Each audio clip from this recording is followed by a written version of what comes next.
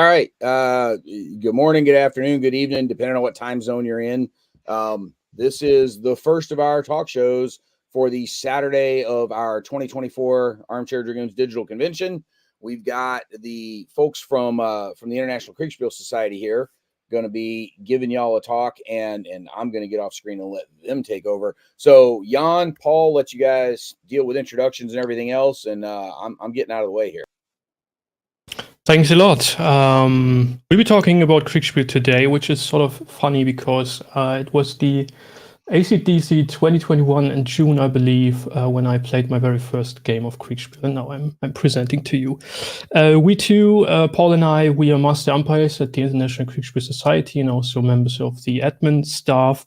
The IKS is an international community with almost 2,000 members from all around the globe, but we get into that in about a second. So what we want to do today is talk about the Prussian Kriegspiel. And as you might have imagined, it's not quite possible to cover 200 years of wargaming in just 1 hour. So I'll be talking a bit about the sort of main era of the Prussian Kriegspiel from 1824 to 1906. And then we swap over to Paul and we talk about what we can do with Kriegspiel today. By the way, if you have any questions, as Brandt is pointing out in the chat, put them in the chat. We are happy to answer them as we go and as we see fit, but there should also be some additional time for further questions and discussion in the end. So, what is Kriegspiel? There are several sort of ingredients we need for a classical Prussian Kriegspiel, and I won't get too much into the prehistory of it all, but I want to mention some of the developments that happened before 1824. There had been several attempts to design a game that would portray warfare and combat and so forth at a sort of accurate scale. Namely, Helwig's Kriegspiel might be familiar to some, first published in 1780, then eventually developed further up to 1803 in several versions. Most of these early games, though, they were very complicated, expanded versions of chess. So imagine a chessboard that has many more grids than the usual chessboard, and your pieces are replaced by blocks of cavalry, infantry, and artillery, for example. Sometimes there are even political and logistical pieces involved in those games. One of the most important early games, though, is the one designed by Opitz and published in 1806. This game introduced dice to resolve combat, and that is a very important thing we'll be coming back to. You can see on the right-hand side here in the background, there is it's called the dice. It shows several dice actually, 6 of them, the various sides. You would cut these pieces out and glue them on dice. These one you can see in the background there from the 1828 version. They would be used. I go into how the dice really work later on. And in front of there on the right-hand side, you see a modern, reworked, slightly streamlined version, which is available at Command Post Games. And then we have a very important step in 1812. Georg von Reiswitz the Elder finished his game, which you can see on the left-hand side, das taktische Kriegspiel, the tactical Kriegspiel, which basically is sort of a tabletop miniatures game. It still uses the dice that had been introduced, and it uses grids. In this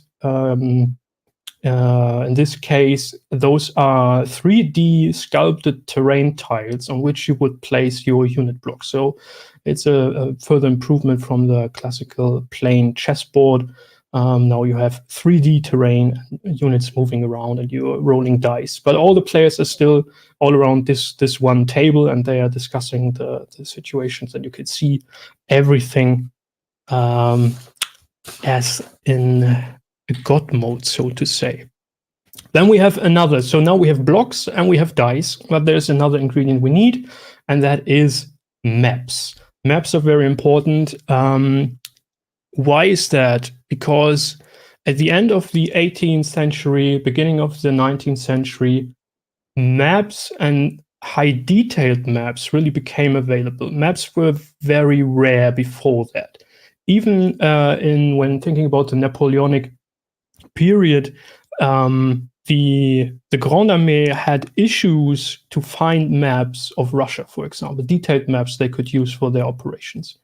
And they had to send out their spies to actually steal good copies and use them to prepare for the invasion. What we can see here on the left-hand side is the battlefield of Austerlitz, as shown in the Josephinische Landesaufnahme from, I believe, 1764. Yes, indeed. This is at the 1 to 20,000 scale, but it's still fairly detailed compared to the maps of earlier periods. And then on the right-hand side, you can see in the background, this is the city of Leipzig, a map set that was specifically produced for Kriegspiel in the 1 to 8,000 scale. As you can see here, zoomed in the center, this is even more detailed. It's a topographical map, and it's very important because officers need to be able to read maps. It's like I don't know, the introduction of the smartphone, so to say. Like imagine you are in the I don't know 1970s, and someone puts a smartphone in your hand. What you're going to do with that? How do you use it? That's basically the situations young officers were in the 19th century. So they needed to get familiarized with maps and able to read them and make informed decisions for combat situations based on that. So now we have blocks, dice, and maps, so we can move blocks on maps if we wanted to. We don't have to sculpt 3D terrain anymore. However, there is still something missing in there. And the guy we see on the right-hand side, that is Georg von Reiswitz the Younger, the son of the elder. He thought that all of the games that had been designed up to that point still didn't quite get the essence of war and didn't portray it accurately. So what he did, he added to the game friction and fog of war. And if you know your Clausewitz well, you know those are two very important concepts when it comes to the theory and the praxis of war. So how did he do that? He did introduce the umpire, the game master, or der Vertraute in German, who would adjudicate the game and thus make the game double blind, even though the term is not quite technically accurate.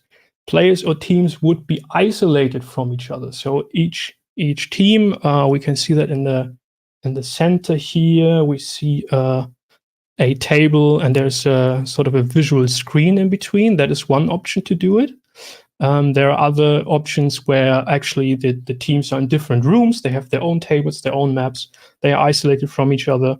And all they want to do has to be transmitted via the umpire. So all the orders they want to give, all the communication, the combat would be resolved, and the reports would be handed back from the umpire team, which would, historically speaking, in the 1824 system and in most of the systems, historical systems, would be resolved in 2-minute intervals, 2-minute turns at the umpire table.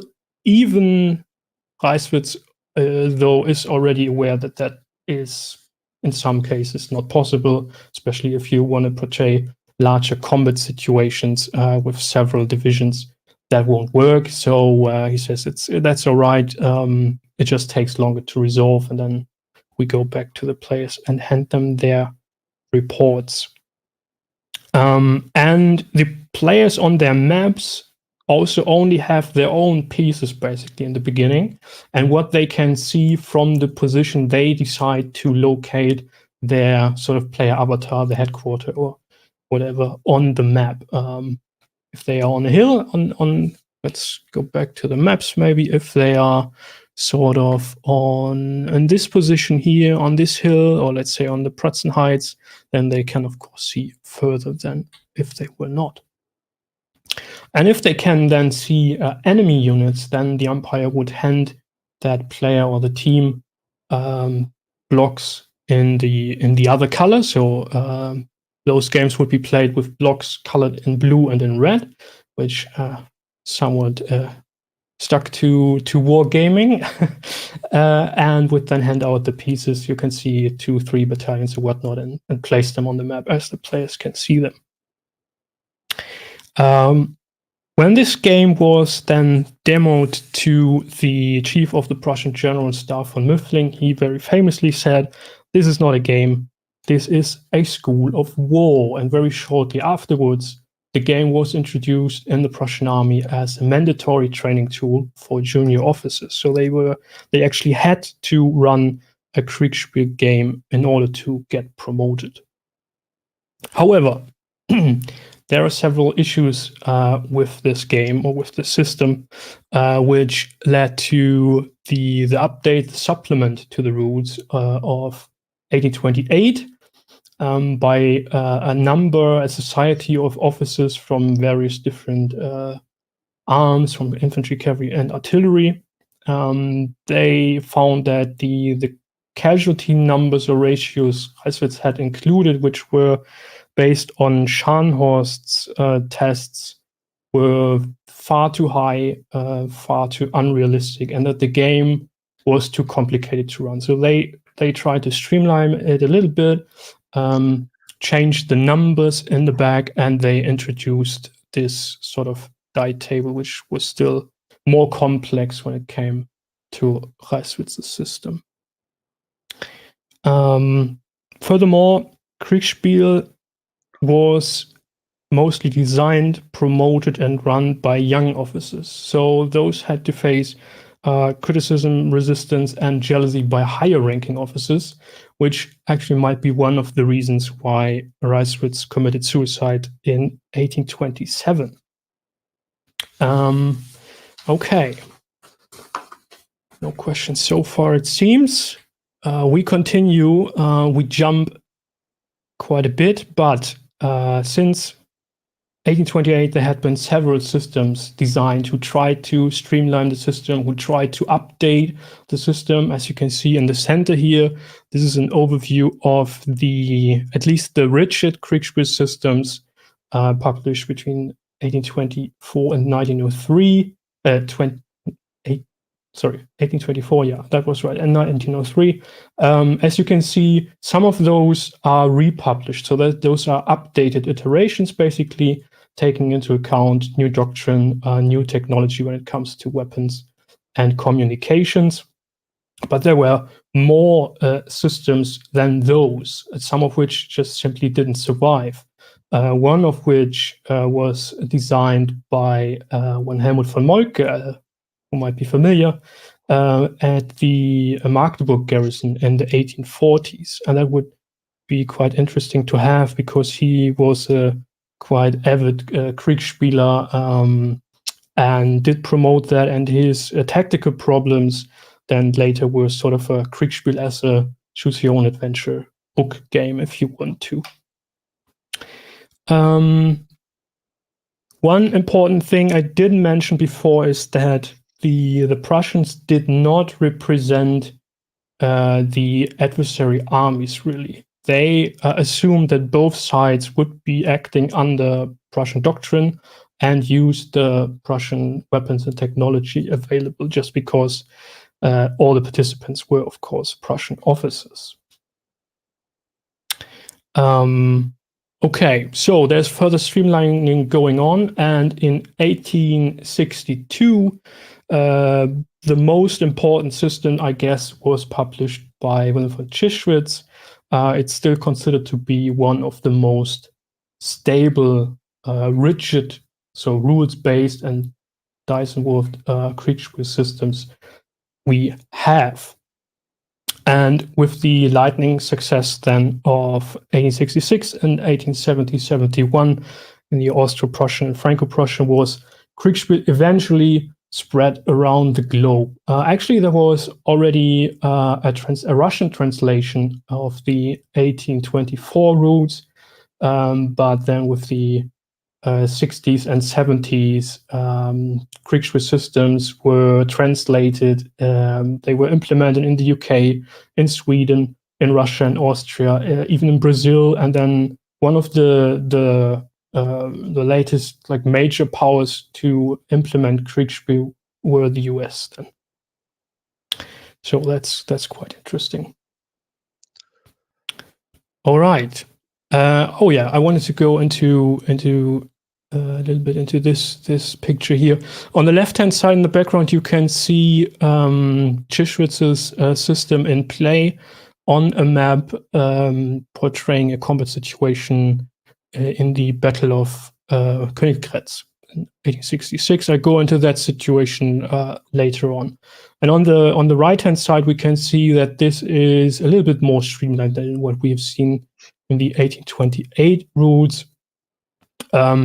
This is what's called the Würfeltabelle, the dice table. This is basically a combat strength ratio table, which helps you select the die which you want to roll in a given combat situation.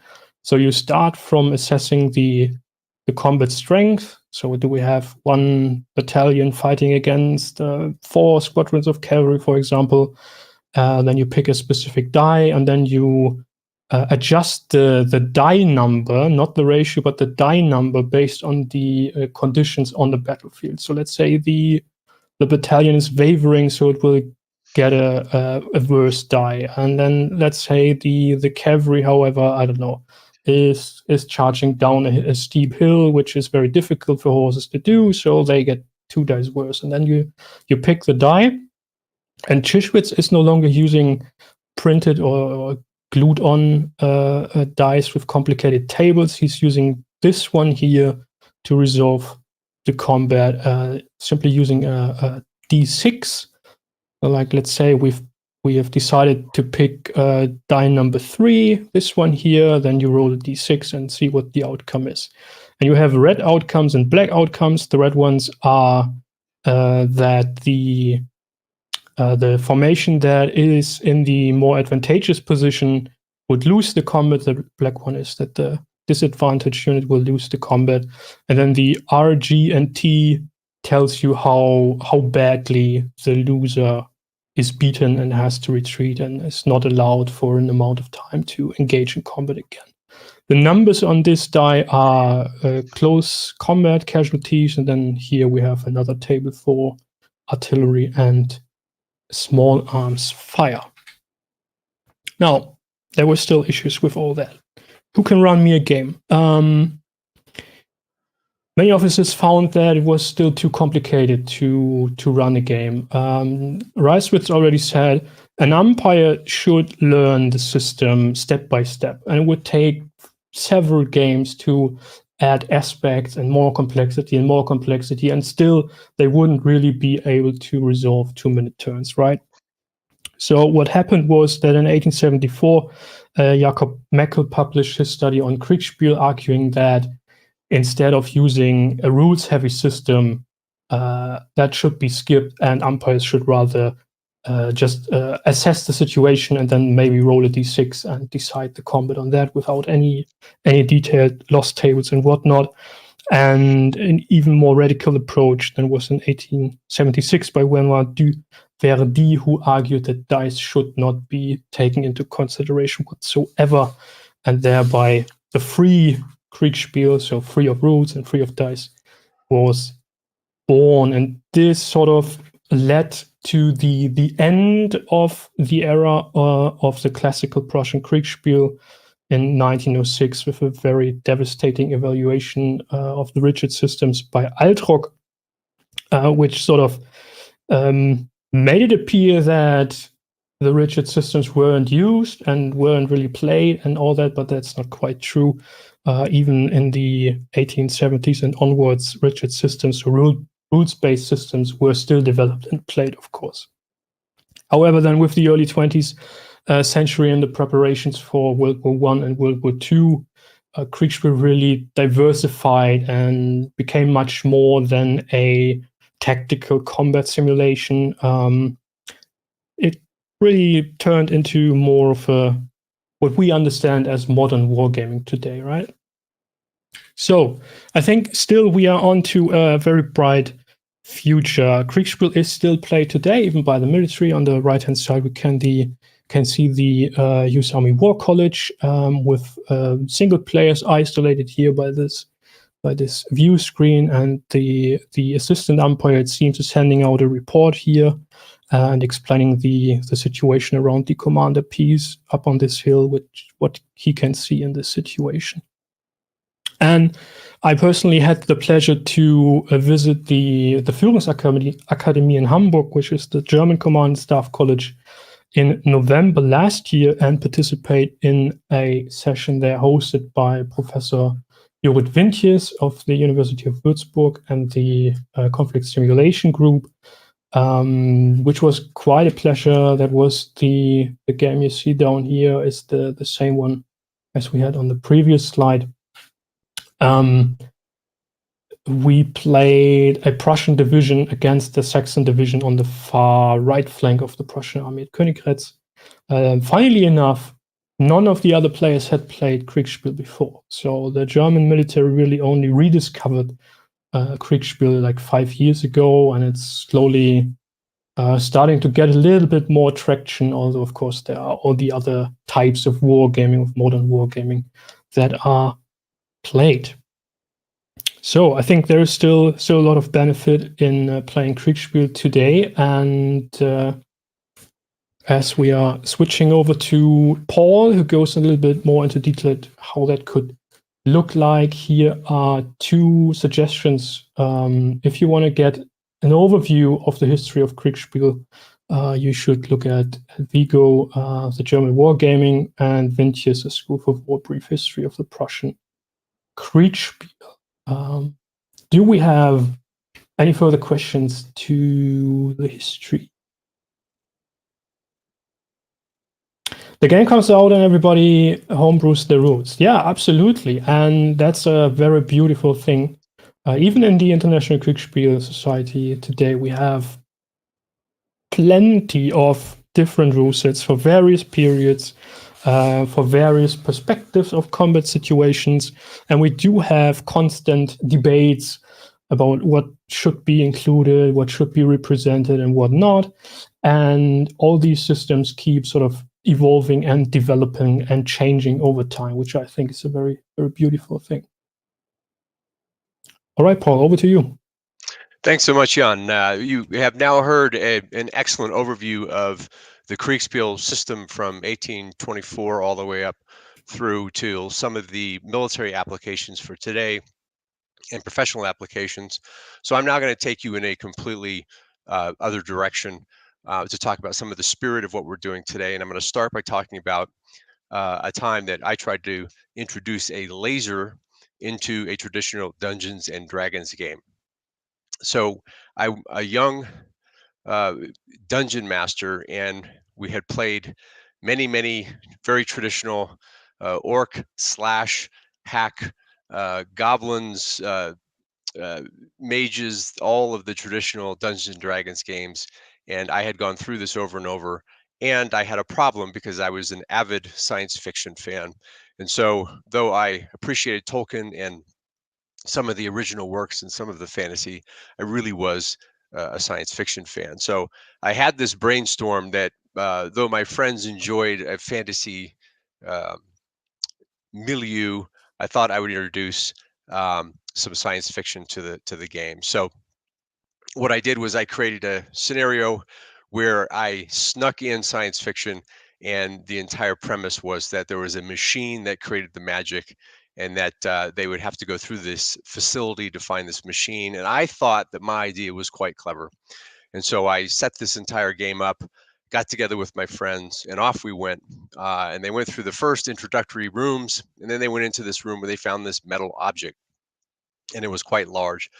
And so as they were walking around the metal object in this role-playing game and asking questions about what it was and the different dynamics of the object itself, and I was feeding them the different pieces of information, I was feeling more and more clever about how I had created this world and this environment. And then one of my friends just stopped and looked and said, "It's a car." And the entire group groaned, and everyone rolled their eyes. And I realized in that moment that I'd made a horrible error, and I tried to transition out of the traditional fantasy realm. The problem was we were only at the beginning of this session. We had nothing else to do, and I was responsible for entertaining my friends, and I had an entire setup that was science fiction. So what did I do? In that moment, I pivoted, and I basically took each room from that point and transitioned it back into fantasy. So if there was a room where there was two lasers that were going to um, create an ambush, I created that as two archers that were going to ambush them. And if there was another room where they were going to float off the floor because of anti-gravity, then there was actually a spell that did it. And by the end of the night, everyone was happy. Everyone said, "Well, that was really wild. We were in this facility from the future, but it was really just a good old game," and everybody was happy. And that experience has always stuck with me, and it's stuck with me all the way through to discovering and enjoying Kriegspiel, because a couple of things I learned from that were I had originally thought the cleverness of my idea was the game, when in fact that was not the game. The game was the enjoyment of people co-creating an experience together. And as you hear the history of Kriegspiel, and if you listen to the stories that Jan was telling, in fact, it was the umpires and the junior officers in the Prussian day. In the modern day, it's the umpire as well as the um, junior officers or the cadets that are learning. And it's that social co-creation of an experience that creates either the learning from a military perspective or the entertainment from a hobby gamer's perspective. And so as we move forward in the world in terms of the technology that's available to us, we certainly have things like Total War, and we have these different technologies that will allow us to scale these very large battles and have a very full and uh, complex experiences. Um, there's no question that the technology can take us there, but we want to make sure at the International Kriegspiel Society that we're bringing forward that social element. And we think there's an advantage to ensuring that the double-blind live umpired experience that is Kriegspiel, that started all the way back in 1824, can be brought forward to take advantage of technology, not necessarily to solely rely upon it. So we, if you think about the rise of artificial intelligence today, and I'm uh, a, a player of the operational art of war. I have been since the early days. I think I know we're on version 4 now, and I was started on version 2.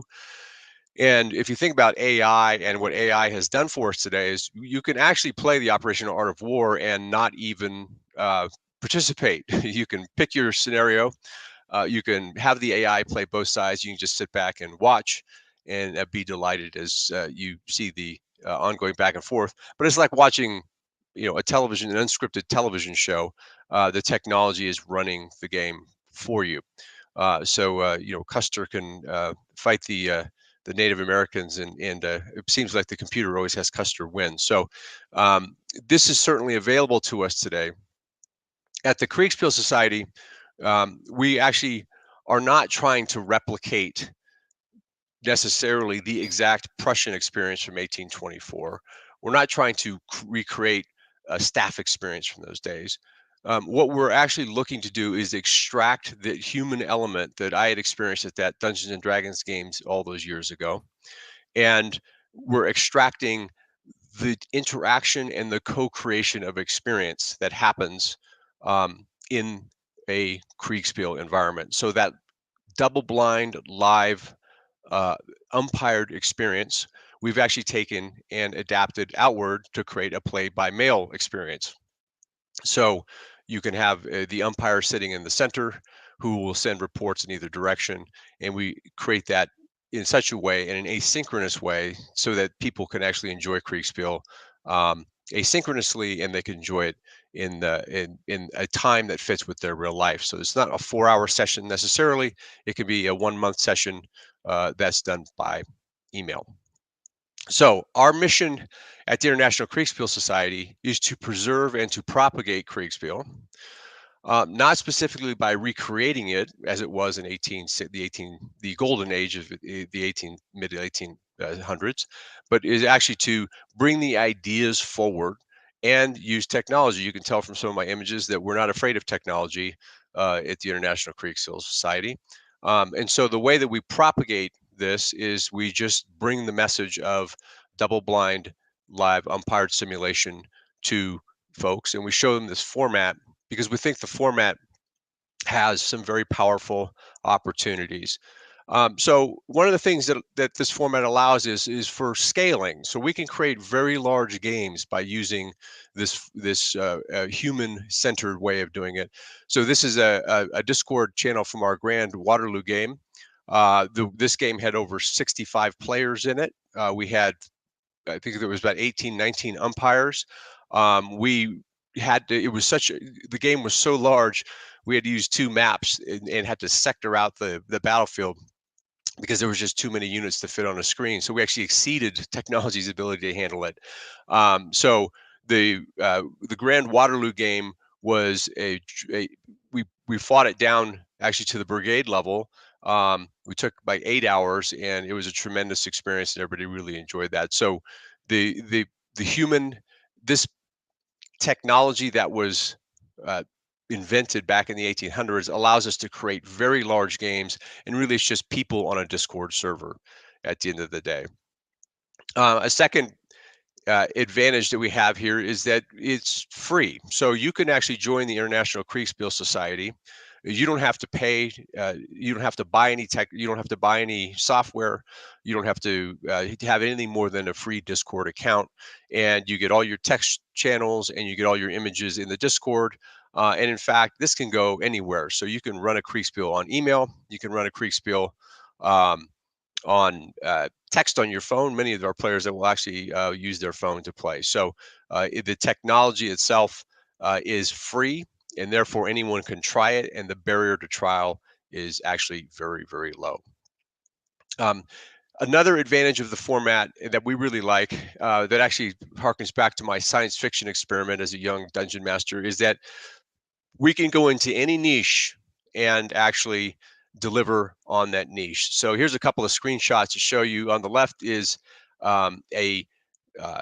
it's a siege of an Ottoman fort from the Habsburg Ottoman War from 1526, and this is the siege of Sexard, which was a historical siege.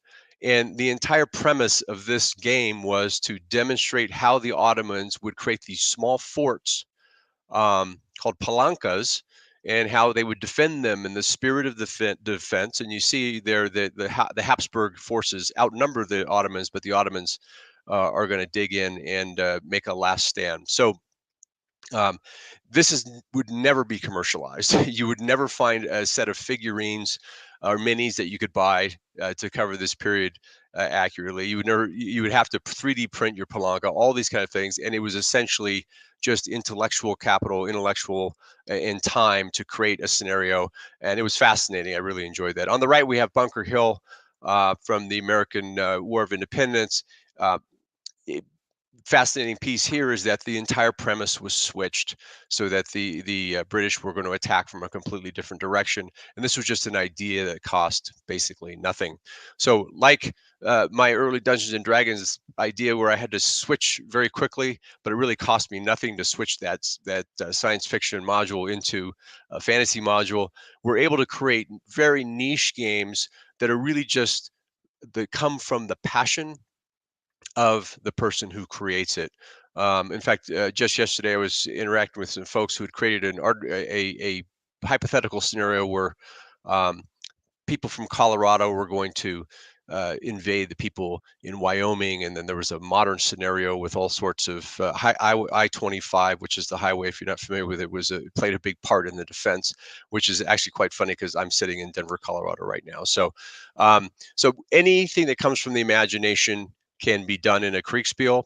Kriegspiel is a system that allows for any scenario to be explored, and we certainly have our share of Star Wars and Warhammer and different formats, and it's all done in the same spirit that the Prussians originally envisioned it, and that's that fog of war, the double blind, and your ability to only see a portion of the battlefield.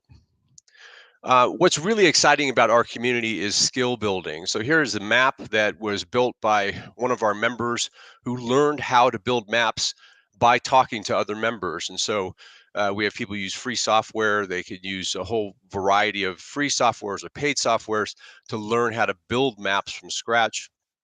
And if you remember from Jan's portion of the presentation about what is one of the key components, it's the map in the playing field, if you will. And so this is a map built by someone who learned with us.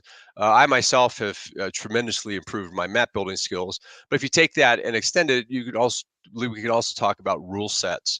So because Kriegspiel's mechanism is really human beings passing information back and forth in such a way that it makes it interesting, the rule sets that we use on top of that are anywhere from homebrew rules that an umpire will think works for the scenario they're creating, to adaptations of rule sets that come from the tabletop or the hex and counter world, all coming together, where what we don't need in our rule set is an adjudication through the rules, because the umpire does that. What we need from the rule sets is those combat tables that Jan showed you from the early days. And what we need is the advantage of the play testing that's been done in some of these other environments as we adapt it to the unique communication style that Kriegspiel allows for. So skill building is a big part of this community, and it's really, I think, one of the features in that it's almost like going to a home-schooled version of a history lesson. You've got other professors on there giving you information, and it's really quite fascinating, and the level of knowledge is really impressive. I'll tell one last story about real world applications, because the term Kriegspiel is war game in German. And so there would tend to be a thought that the Kriegspiel is a limiting thing and that you only have to play a very narrow set of games or set of scenarios. But I'll give a real world example of how this could be applied. It has not yet been applied, but could be applied. That's the building I live in Denver. And you see there down on the bottom left, a bridge. And this is actually happening today. So that bridge needs a significant amount of repairs, and it's being administered by a local conservancy or a nonprofit as part of the Greenway in the area. So it's an organization without a lot of funds, or funds that it has to raise on its own. We live in the building. We like to use the bridge, and it's certainly a feature of living in the area. And then the city, of course, administers the whole thing. So we have three constituent groups that are tremendously at odds with each other about how to handle the bridge. The Conservancy doesn't want to pay money to fix the bridge. The building owners want the bridge open, and the city wants to just make sure that there's peace in our time, and that they just don't want us complaining all the time. So you have three constituencies with remarkably different goals, remarkably different needs for outcomes. Nobody understands each other, of course, because everyone is fighting their corner, if you will. And so it just occurred to me as Jan and I were talking about this, about real world applications. This would be an amazing real world application of a double blind umpired simulation, which we wouldn't really call a Kriegspiel, although if you were to hear the strident shouts of our homeowners association, you might think it's a Krieg. But what we could do is actually create the decision criteria for each of the three constituents, and then actually have everyone walk a mile in the other party's shoes. We could do this by email. So we're taking advantage of all of the power of Kriegspiel in the modern age. We could use technology. We could have this be by email. We could have the homeowners group play the conservancy play the city, and the city folks, if they were willing, play the homeowners group. And we could walk through the decision criteria that were needed to be dealt with, and then give a randomized set of circumstances that would change the scenario, such that everyone would have to make decisions from the other person's perspective. And at the end, there would have been a game. It would have been social. It would have used technology, and everyone, not only would they hopefully have had a little bit of enjoyment in terms of getting to know each other, but they would have learned the perspective of the other parties. And this is where we think the most exciting opportunity is with Kriegspiel, in that we can move forward, allowing people to learn while they enjoy the social interaction. And that is what we think Kriegspiel's opportunity is. We want to thank so much for hearing both the history and the present day situation with Kriegspiel and opportunities that we have. And I wanted to open it back up for any questions. I think now would be time for the discussion. Jan? Yeah. Let's see if we have any more questions coming in. I don't see any. Gorgeous map. Yeah, indeed it is. We have quite a lot of folks designing maps, or even working up, improving historical maps, like removing all troop formations that might be painted in, and increasing the quality of the drawings and so forth. That's a thing as well. We haven't had any other questions pop up in the chat that I've seen. So folks, if you've got any, now is your chance to ask. One thing we do want to put in a plug for is we do have one of these Discord run Kriegspiels tomorrow, starting noon Eastern time. If I've got the time wrong, these guys will correct me, but I'm pretty sure we start at noon Eastern time. But there's no special software needed for that. So TTS Vassal, completely irrelevant. Everything plays within the Discord itself. And so this will give you a chance to give it a try without any real technical needs other than be on the Discord, which you already are if you're part of the convention. So yeah, and that will be a tactical level World War II Eastern Front scenario we'll be playing tomorrow, if you're into that. That's what I was about to ask. By one of our umpires, I would say.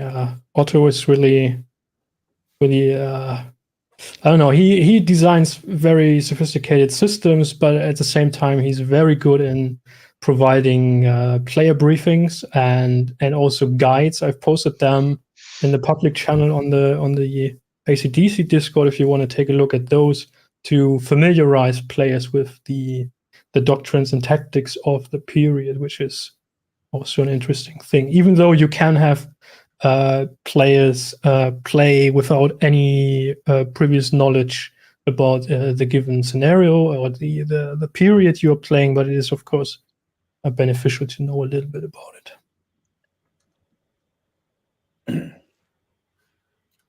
Yeah, and so again, because of the nature of the Kriegspiel, you don't have to.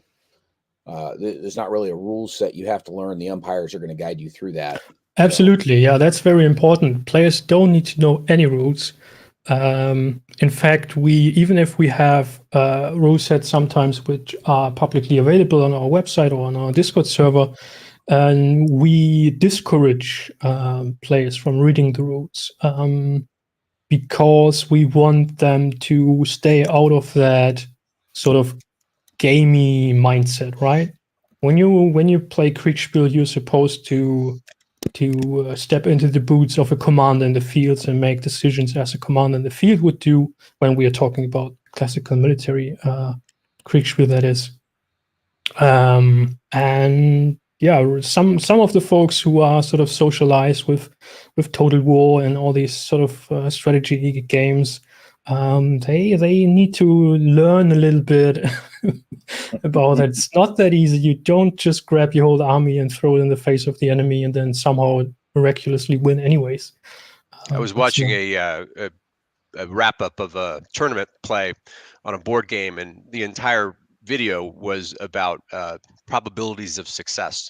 And so it sounded like two accountants talking about a tax return, right? So they were, this is a 37, this is a 57. So in Kriegspiel, we really try to avoid that.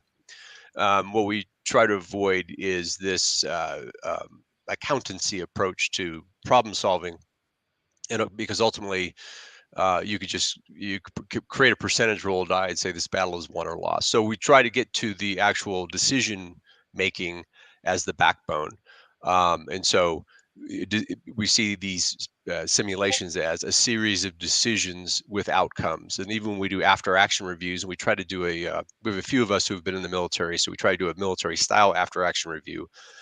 We look at the decisions and then what happened, and so therefore it boils out this calculus and makes it more about I decided to try X and then the Y was the result, and so the umpire allows the ability to mitigate some of that calculating approach to the games. Right. And another reason I didn't mention that why Reiswitz found it so important to include dice. It's not really about randomness. So some gamers would say, well, you have dice, so that's just a random combat outcome. But that's not the point. The point is to somehow incorporate the contingent nature of reality and warfare, and that you don't know what's going on, and that you cannot quite measure morale and the impact of a battalion showing up on your flank suddenly, and what's going to happen. There are quite some cases when you go through the historical sources where against all odds the most weird outcomes happen, and they have quite a big impact on how the battles developed. And the dice are a way to take the conditions of the units into account and of the terrain into account, and then still have the sort of variety of probable and reasonable outcomes that could occur in a specific range and have moral impacts on the troops and so forth. So that's a very important aspect, which I think when it comes then to free Kriegspiel, where the umpire just would judge make the judgment call based on their experience, it really goes into a sort of a biased situation, because then you need sort of a team of umpires that have different experiences and that can balance each other out. If there's just the one umpire, you tend to run into sort of a biased resolution of combat situations. So Ken was asking, he's looking for scenario description and doctrine that you guys had mentioned a few minutes ago, and I think it was for some of the East Front game. Yes, that is on the ACDC Discord server in the Kriegspiel category in the channel Kriegspiel Lobby. Yeah. There's the map we're using. There's a Tabletop Simulator module, even though, as pointed out, you don't need Tabletop Simulator to play. And there are the Soviet and German commander handbooks and player guides. So Ken, if you're registered for the ACDC, it's in the Discord server that you've got the invite for, and you can scroll down on the left side where the channels are. You're looking for the Kriegspiel one, and if you expand that, you will see in there where Jan has posted those things.